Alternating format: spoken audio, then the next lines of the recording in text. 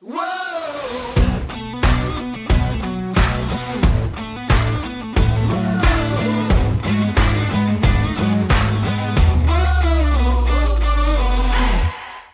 to the What's Up Reddit podcast, where we fashion ourselves cinematic judge and jury. My name is J.G. Carter. I'm here with my co-hosts Mattson Better red than dead. And Alec Burgess. Let's get it. We appreciate you tuning in. Go ahead and hit that follow, subscribe, like, bell notification buttons. Tell a friend about us. Tell your sister about us. Cousins. Yeah, just tell everybody about us. Help us grow the podcast. We appreciate it. Grandmas. Grandmas are always good. Though, I don't know.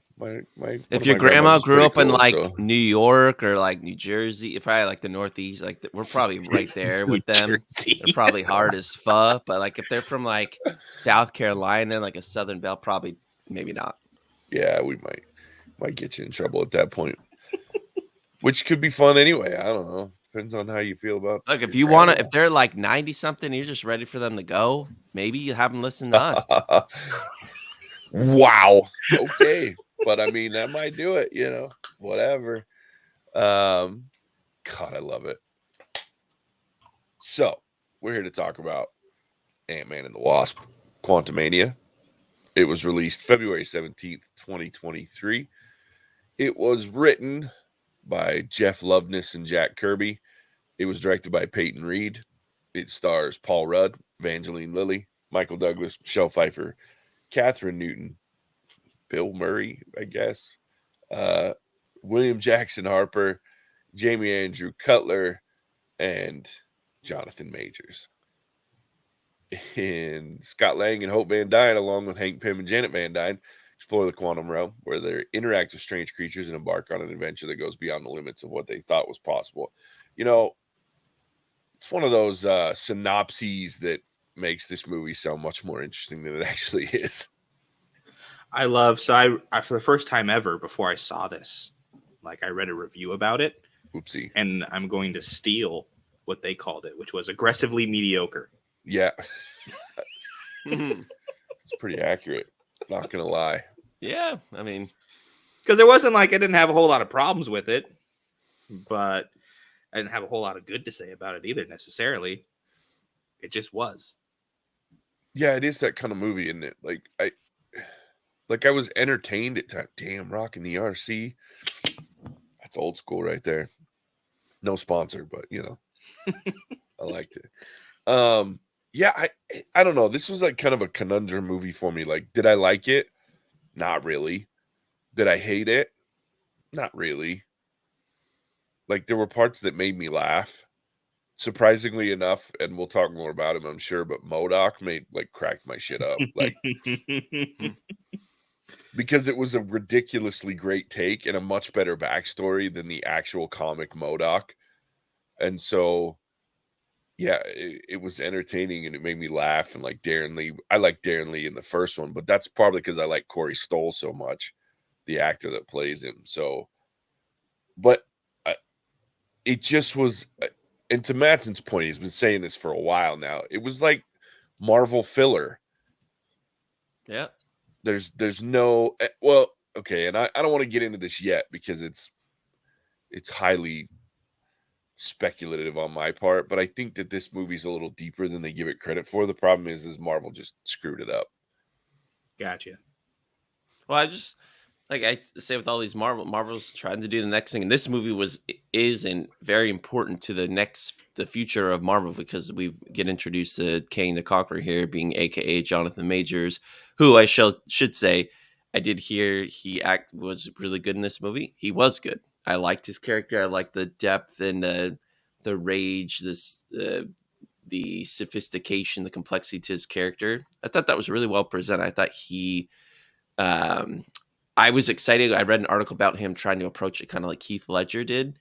And that to me, I was like, okay, let's not go down the same path per se, but I like where your mind's at to really get into to a villain like Heath Ledger did with the Joker. Besides that, though, I still didn't feel like this was a grand kickoff to someone that the MCU universe needs to be truly afraid of because said person was defeated by a bunch of super technological ants.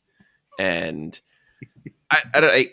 The setup for it just doesn't feel magnificent and grand in the way that I know as a user it's supposed to land for me.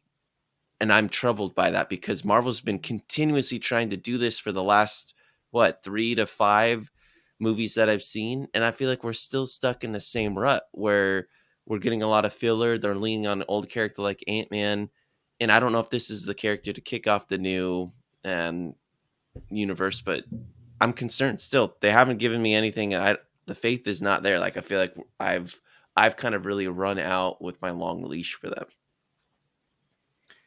For the first time ever, I'm going to agree with Mattson. Hey. And I know you've mentioned this before, Mattson, specifically with the Marvel villains, which is what I think kind of rubbed on me again with this movie is they beat Kang, right? Or a version of Kang. But you can go back to Thor: Love and Thunder. You have Christian Bale come in as Gore the God Butcher, great villain, and he's dead after the end of the movie. And so you don't have the same kind of rollout with Thanos in the kind of phase 1 or whatever it was that they did, where you see little glimpses of him, but he's not a major part of the movie until way further down the line. Yeah, and Kang this is where it's probably an appropriate moment to talk a little bit more about Kang. And Kang is a complicated villain in that, as we see in the post-credit scene, there's a lot of Kangs. And all of them, regardless, are dangerous. Now they're not all Kang the Conqueror level dangerous, but they're all dangerous. And the weird part is there's not so bad versions. Like I can't. So there is a version that I can't give away because it might really mess with future stuff. But here's what I'm gonna tell you: the Kang the Conqueror that we saw in Ant-Man, guy's not dead. Yeah, and to take it one step further, my theory is everything that happened in this movie, he wanted to happen in this movie. And to take that theory a step further, Scott Lang is not in the real reality or a normal. What happened down there changed the timeline. Because when he comes back and he's in his little loop, like, things are different. Why all of a sudden do these people remember Ant-Man? Because he was down in the quantum realm? Nobody knows about the damn quantum realm. They're not out running stories on the fact that they just saved the quantum realm and they just beat Kang the Conqueror down there.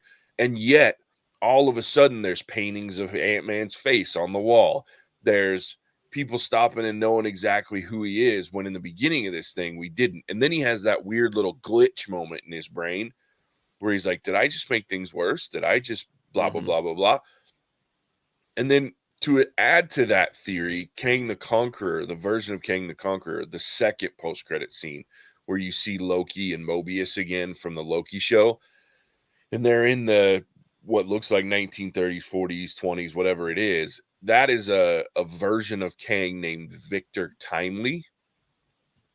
And spoiler alert, in the comics, that is Kang the Conqueror in hiding. Okay? So Victor Timely, he hides himself as this guy in the 1930s.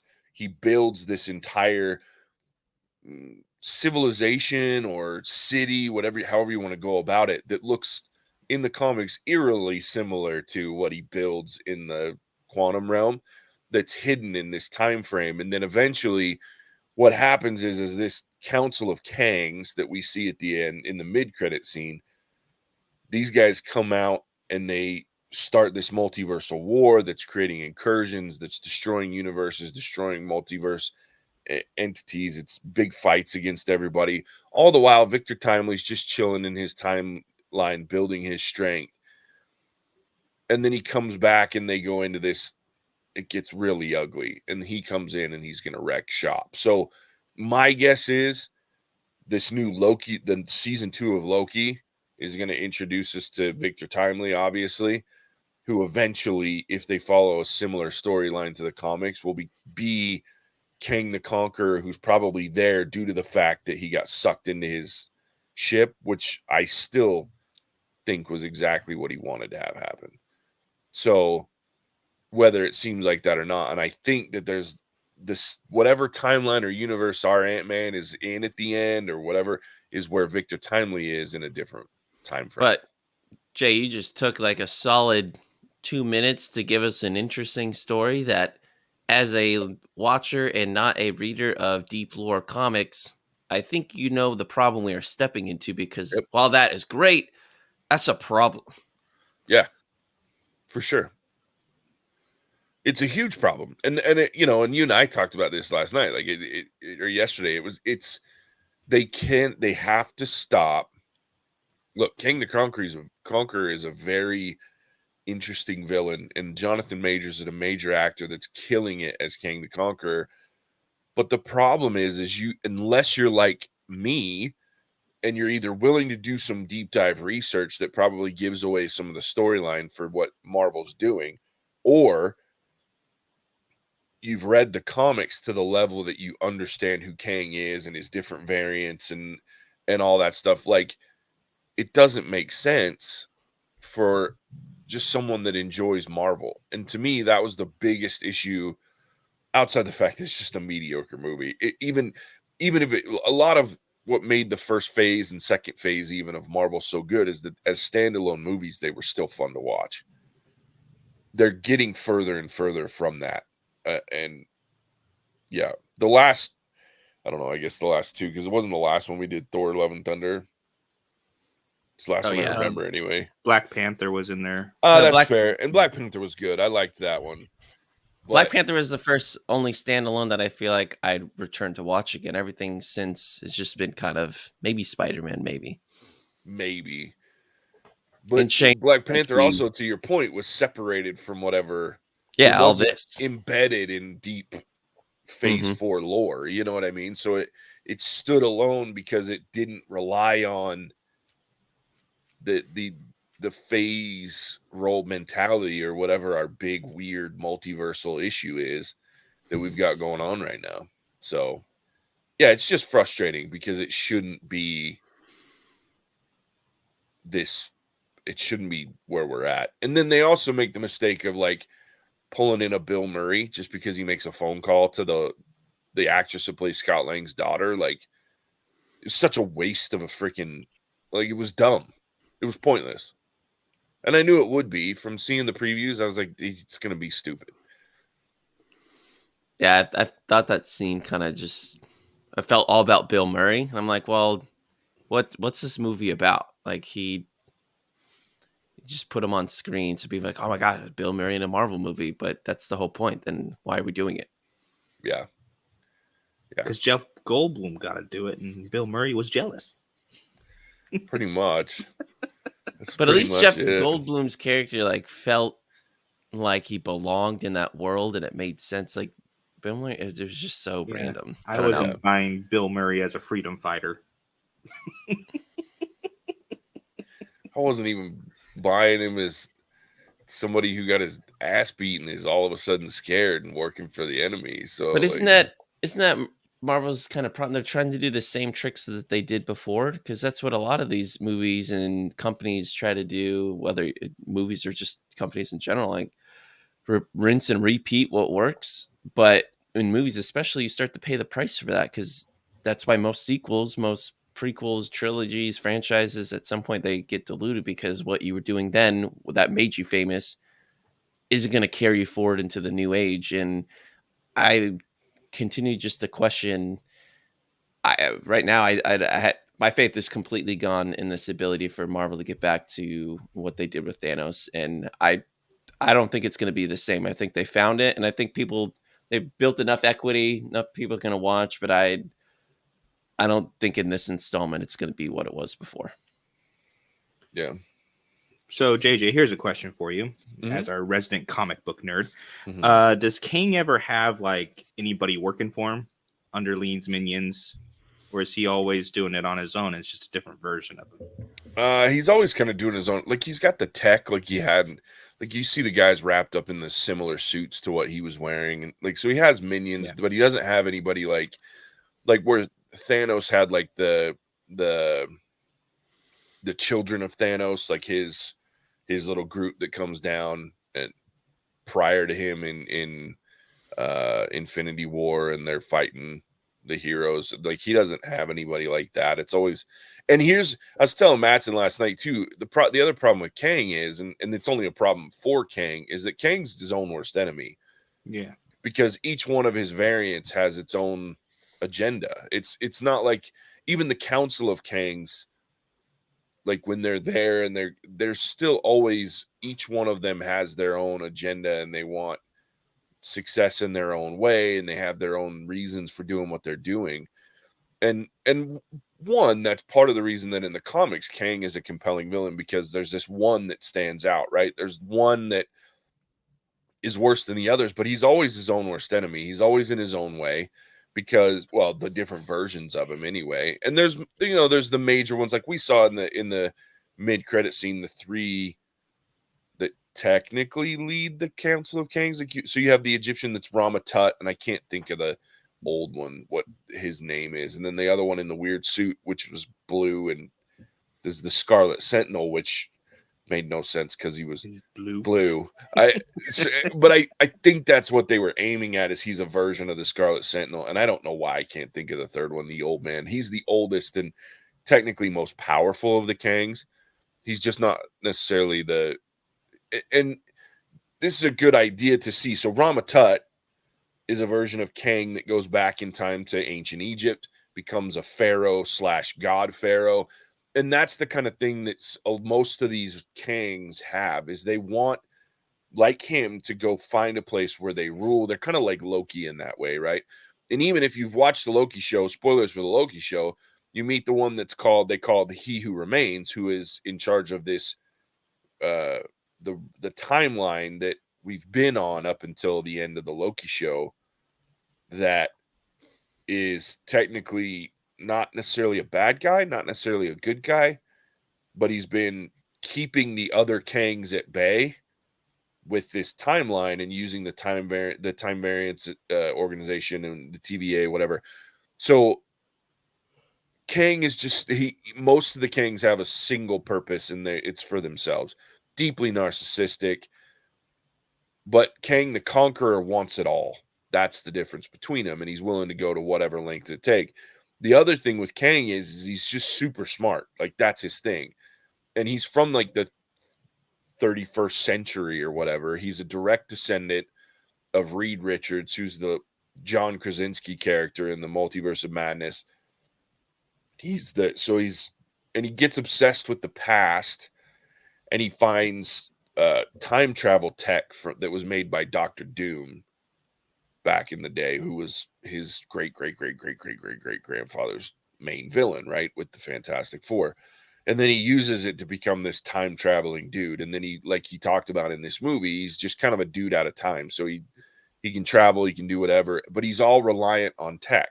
So you notice at the end of this movie, when his suit gets broken, he doesn't have his quote unquote powers. Like, he's shooting the beams and he's got the shield that he can create and all this. All that's tech. It's advanced technology. That's what makes him powerful, is he's a genius, like ridiculous level genius. He's also traveled through time, so he knows a lot. And he has this tech that allows him to seem like he's super powered. So all of those things combined make him a really dangerous villain in the Marvel comic universe. And while Jonathan Majors is doing a great job playing him, and I find it interesting, just to add a point to this guy, he hasn't watched Ant-Man and the Wasp, even at the premiere. And the reason for that is he's like, I don't want my performance in this movie to dictate or change how I might play the character in the future. And I like that. That's cool. So yeah, I always wonder when you watch Majors. when you watch yourself act, you're like, well, it will influence, because you're like, ooh, I don't like what I'm doing there. I got to think about that next time if I'm doing it, and then it's going to be different. Yeah. Yep. I respect his approach. Yeah, he's awesome. Oh, Immortus. Immortus is the old version. Yeah. Okay, interesting. So would it have been weird if, like, because they kind of have been dancing around this multiverse, right, for quite some time. A lot of it's in the TV shows that they've been putting out. would have been weird, or what do you guys think would have made the movie better if we had like another Kang hop in near the end to either help out Kang the Conqueror or help out Scott Lang I just to hate kind of further in introduce it? in Marvel, if this dude's so powerful and you just showed me he can be beaten by a bunch of high tech ants, I already have the thing where I'm like, they're gonna deal with he seems super OP'd, and then he got beaten by ants, and then he became a mere mortal, and I hate that. If he's as good as he is, why you already weaken him to a point where now I'm like, all right, well he's but then he's like, I've killed Avengers. I'm like, well, you got beat by ants. So what did you do? So I don't like that. Like I didn't love if they need to knock him down, like you have to do at some points, make it be in a different way. Like I just don't love that he got lowered to be a common man again or whatever he is. And now later he's going to be the superhuman again. I'm like, well, like, let me just get some ants again. Well, and I think that's the part where I say that I think it's important, and this is something that they should have made more obvious, is that I really believe like he didn't get beat. He was looking for, because you have to remember what's his ultimate goal is to Like, get out of the he wanted out of there, quantum and realm. yeah, And and if then he's out of quantum realm, that's all that matters to him. So he wins. And while it may seem like he was defeated, he got out of the quantum realm. We know he's not dead because it says at the end of the movie, Kang will return. So, it's not going to be just the Kang variants, and we see the Council of Kangs. Kang the Conqueror, this version of him is the guy in the comics. Like there's a reason that all the other Kangs were like, let's get rid of this guy, right? Because he's a nightmare for all of them. He's a nightmare for everybody. He's already talked about beating Avengers. He kills Thor. I mean, it's like a version anyway. So I mean, so when you look at him, yes, he got beat by ants. Yes, he technically lost in a fist fight to Ant-Man and the Wasp in a way. But all of it, once he realized he wasn't just going to be able to get his ship to leave, the guy, he changed his tack. Then when MODOK came out and rocked him for a second, he changed his tack again. Then it all just became about, and he even leaned into Scott saying, you think you've won. And he says, I don't need to win. I just need both of us to lose. And then it became, he played right into Kang's hands. And I think that's the part that they didn't do a good enough job showing. My opinion, the end credit scene and should have shown that Lively, leave the scars on Lively, or do something that indicates that Victor Lively is actually this version of Kang, so that we see that he's out and he's not in the quantum realm anymore. And we see that now, because now you can say, did he mean to get pushed into that core? Did he, you know what I mean? So that, but I'm with you, because it seems like he just got his ass kicked by a bunch of ants, when in reality they just threw a curveball at him and he had to change his tactic. And I agree, because you're saying he's smart and all these things, and it probably makes sense. But what you're also saying, they didn't execute in the way that me as a, everything you're saying, it's probably right because the deep lore, how smart he is, that probably part of it. But 90% of the people that are watching this movie that Marvel needs to be bought in just saw this super villain get defeated by ants and get sucked into this core. Yeah, he's coming back, but that perception is in my brain. So the next time I see him, I'm like, well, okay, you're going to fight like 8 Avengers and you're telling me that you're good? That's the part I have a problem with. Yeah. No, I get it. Like I said, they did not do Kang the Conqueror any favors in this movie. Because they made him seem weak. So either, and maybe they change it up. I don't know. Maybe they go with this isn't a version of the Conqueror. Maybe they just called him the Conqueror in the quantum realm. I don't know. Maybe they swap it out and there's a different version of him that's coming. Maybe that's the Victor Timely. I don't know.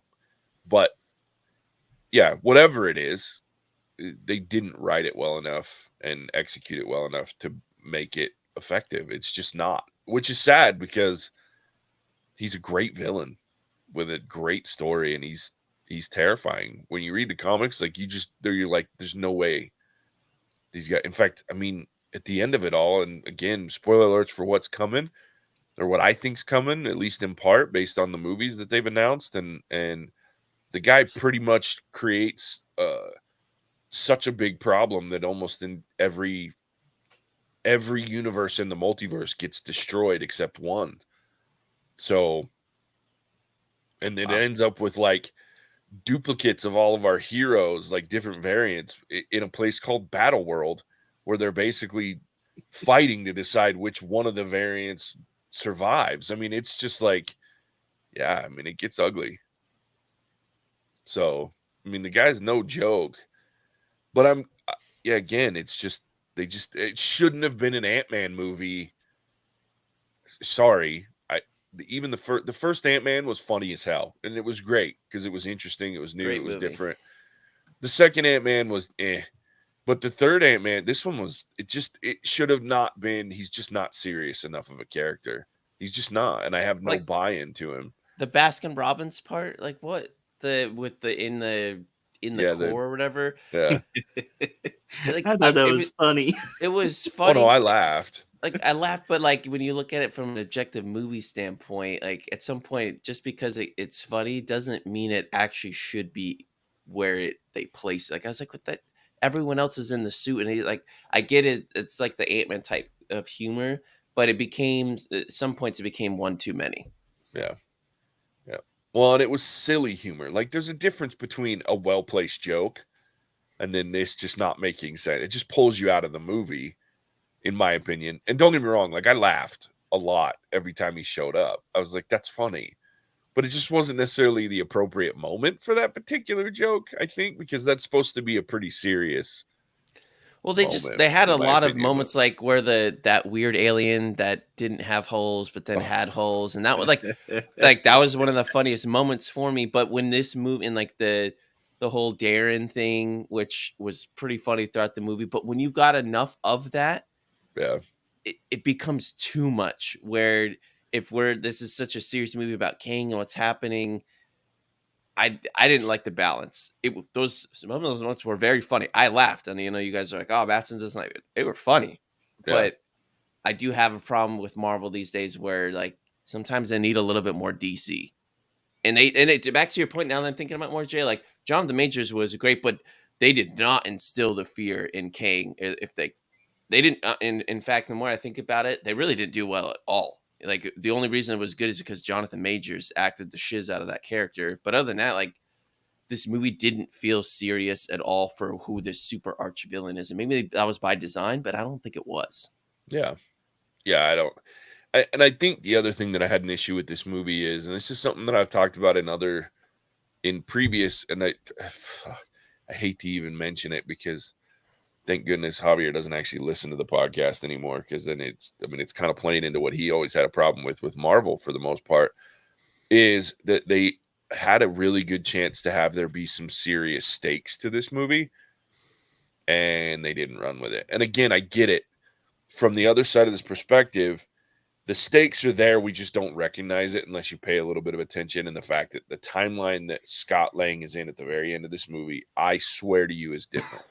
And I don't think it's a completely different universe. I just think the timeline's different. Something changed. Something major has changed in this timeline. And we just don't know it yet or how it's going to impact everything. The problem with that is they set up what could have been a really good, and I get they've backed themselves in a corner, because at the end of the day, you could have had Ant-Man and the Wasp stuck in the quantum realm, right? After she makes this sacrifice play to come and save him. But then you're stuck yourself in the same place that you did for Endgame with they got to bring him back, right? You don't have Evangeline Lilly and Paul Rudd on contract just to leave them in the quantum realm. Or you bring them back, but it was just so damn easy. We have this device that Cassie Lang creates in secret that needs Kang the Conqueror in the quantum realm, or at the very least, it needs MODOK, who's familiar with some of this tech, to trigger this thing after the fact to get them into the quantum realm. but all of a sudden she goes back and she knows how to trigger the damn thing in real time. Like, come on, you have no lead up to her being able to create some portal using that. Like, how does that work? The second piece of that is I'm sorry, Scott Lang should be dead. In my opinion, the sacrifice play, don't let her come back and save him. Make him grab a hold of Kang and jump off that damn building. Whatever it takes, but Scott Lang should be dead. Those are stakes. Then I believe that Kang is worth, and leave Kang in the quantum realm hanging. And we don't know how he gets out. We just know he gets out. But if you have him fall off and Scott keeps him, the portal closes, Kang's pissed, beats the shit out of Scott Lang, finishes beating him to death, walks away. Now I'm bought into Kang. Yeah, I'm already hearing that. I'm like, damn, that would have blown me away. Yeah. Blown me away. Plus you have stakes and now we're pissed. Now I want to see the next Marvel movie because who else are they going to kill? What else is going to happen? And that should be, I mean, that's what it should be. There needs to be stakes, and there haven't been stakes for so long. Since Endgame, there haven't been any real stakes. That's a very fair point. That would be different. That would be radical, and that would be game changing. And honestly, like Ant-Man's kind of run its course. I don't think anyone's watching Marvel for Ant-Man. It's no good knock against Paul Rudd. He's doing his thing, but that would have been, man, damn, that would have been something. Yep. Yeah.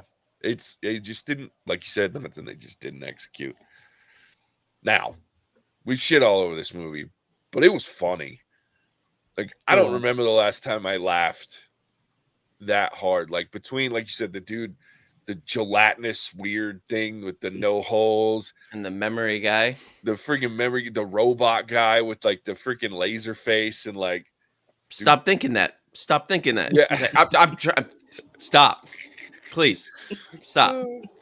I laughed a lot during this movie. What do you say? He's like, you're a really nice guy. Whatever he said. He's like, really nice guy. He's like, you don't believe that. Like, yeah.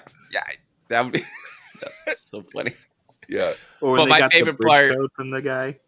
My favorite part still was when the mind guy said you have 7 holes or whatever, and Paul Rudd's character Scully took like literally like 3 seconds. He was like, "Yeah, it's correct.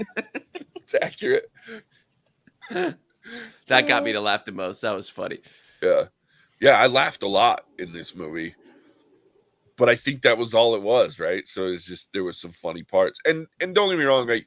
Visually, actually, a lot of people have been shitting on this movie for some of the visuals, and there were moments where the CGI was bad. It just felt wrong because this movie did use that tech that the Mandalorian created, the big dome thing, because it just made sense for him, and I get it. There were a couple of parts where the scenes in the background looked a little wonky because of it, but I think visually it was stunning. A lot of colorful, weird, interesting things to see. It felt like Star Wars. Tay hated it because it felt like they took a lot out of a Star Wars scenery and a lot of the weird characters, everything. I was like, I had to turn to Tay. I was like, you hate this because it feels like Star Wars, and she was like, yes. That's funny.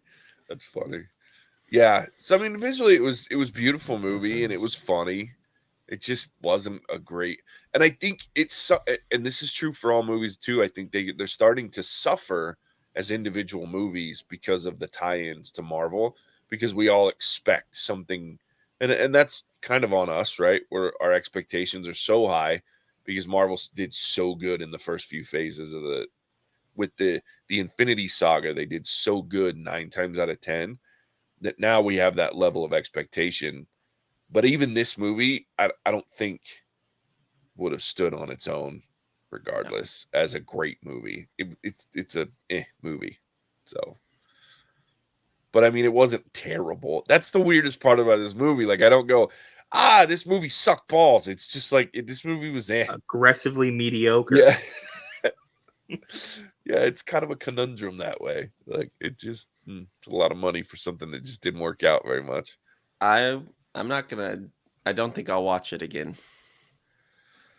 Yeah, I don't know that I would either. I think there's better things to watch.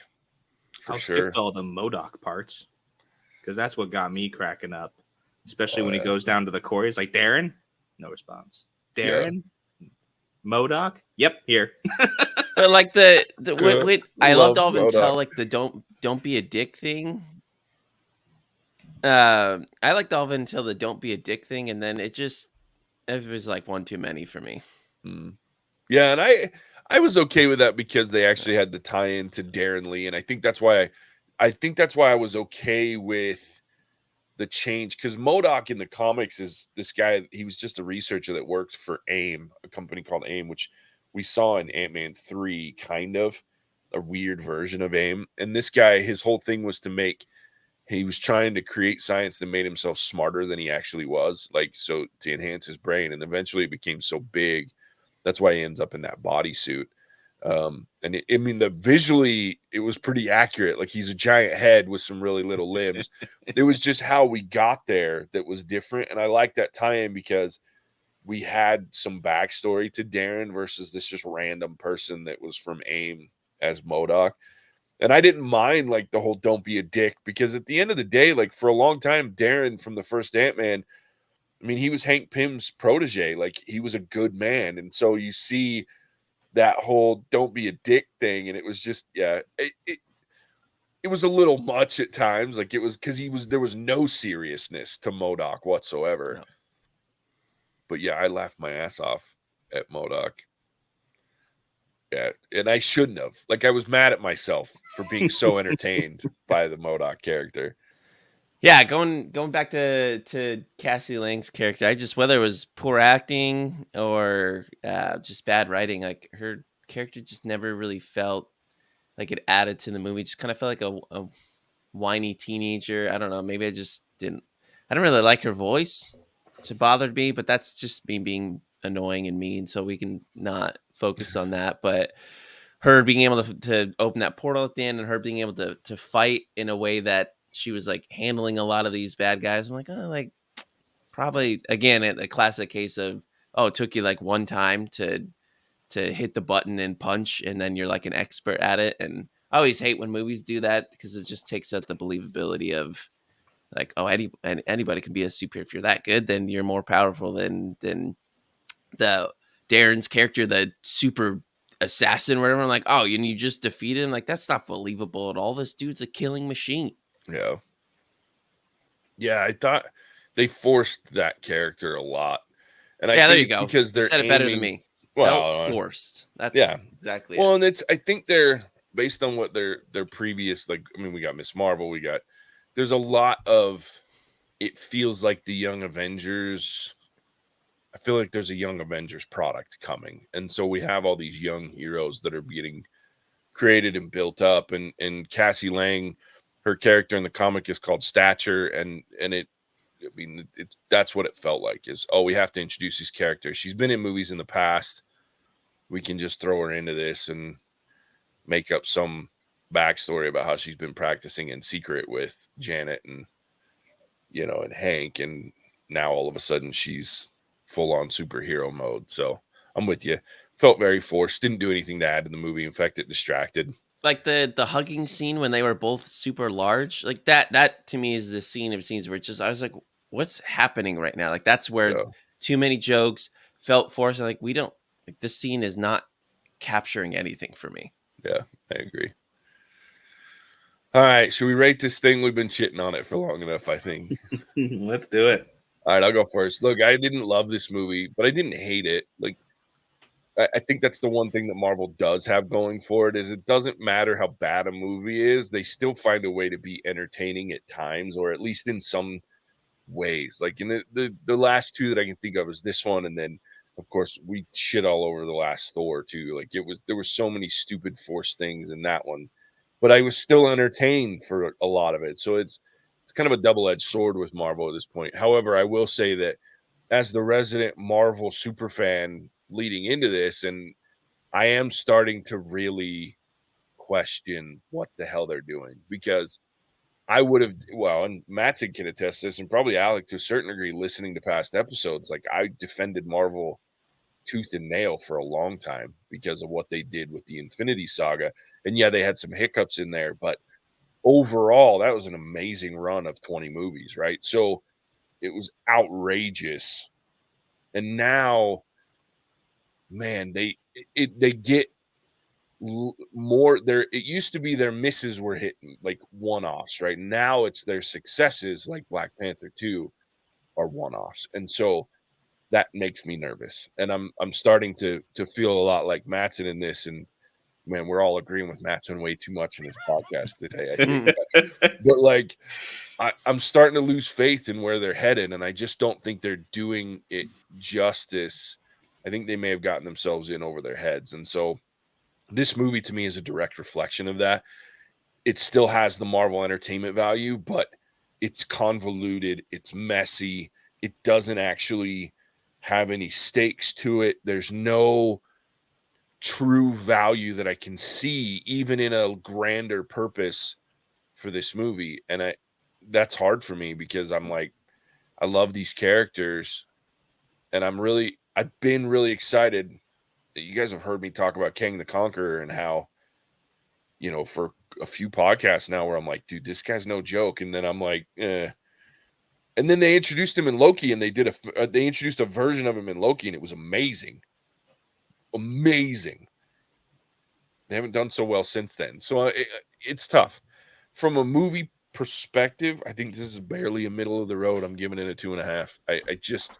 I wanted to like it way more, and there were parts that I really enjoyed, but for the most part, in taking it out of the Marvel perspective, it's just a mediocre movie. And yeah, to your reviewer's point, Alec, it's aggressively so.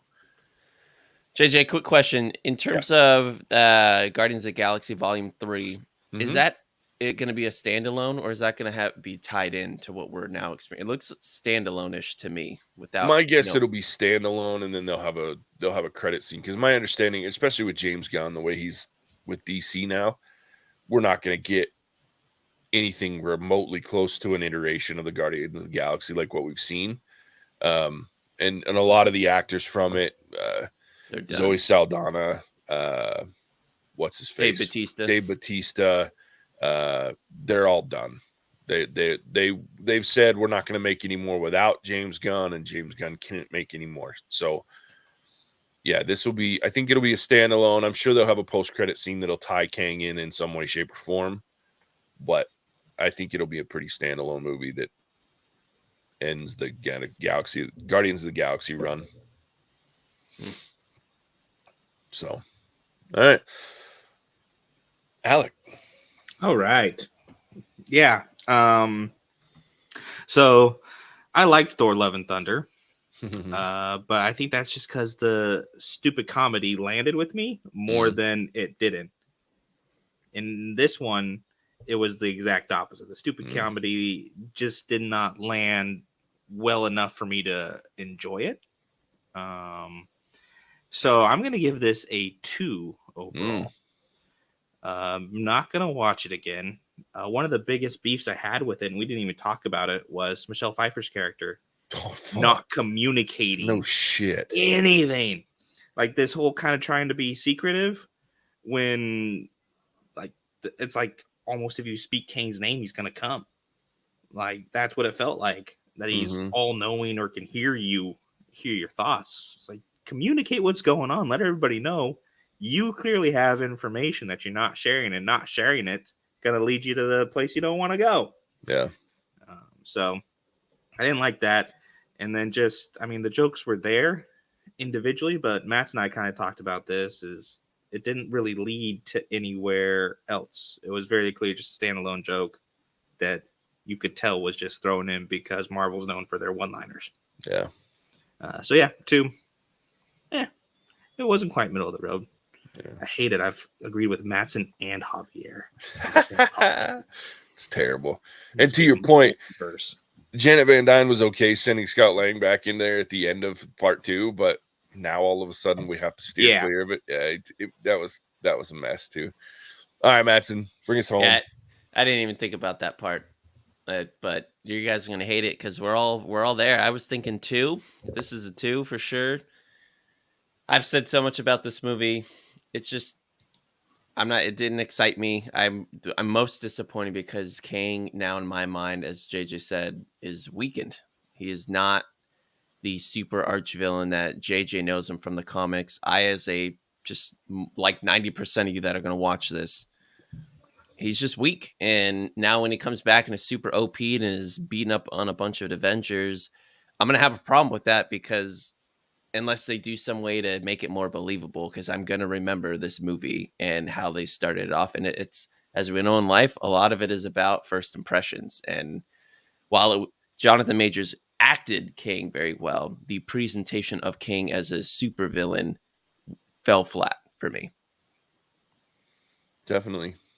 It's an movie. Hopefully it wasn't an podcast talking about this movie. But I thought we sufficiently shit on it enough for it to be fun. With that, Alec, tell everybody where they can find us. Well, we've been waiting for this creative writing. It's better than the whole movie. I hope it's not me. Thank you for tuning into our review of Ant-Man and the Wasp: Quantumania. Do you agree with our verdict? Don't tell us. We don't want to know. What we do want to know is what the oozy alien tasted like. My bet, raspberry. If you are new to the channel or a longtime listener, we appreciate you stopping in. If you like what you see, we have more. Lots more. Check us out on every major platform, including Apple Podcasts, Stitcher, Ghana, or YouTube to catch everything we are releasing because it is a lot. JJ has been showing his gaming prowess in his The Last of Us Part 1 playthrough, which goes live on Tuesdays. Come join those. Our live shows are personally our favorites. We have the most fun interacting with everybody who's there, so stop on in. Special thanks to our current patron, Twerking She-Hulk. He changed his name. What did he change it to? Walking Dead Season 5. Okay, of course. Cut. And we'll fix it in post. Special thanks to our current patron, Walking Dead Season 5. You are come up with witty thing later. Oops. If you are fans of the podcast and are interested in supporting us directly, check us out on Patreon, where every dollar goes towards hiring an actual call to action and outro writer. Thanks again, and I will send it back to the Sultan of SWAT, the Colossus of Clout, JJ. Oh, I love it. Yeah, I was like, you were getting ready to go. I'm like, oh shit, I should see if he changed his name because he does it so often. I'm like, I haven't looked in a minute. So yeah, Walking Dead Season 5. Good call out. It's always so subtle. Anyway, man, as always, we appreciate you tuning in. We will catch you on the next one. Bye. Hasta la vista, baby. Cinemagic out.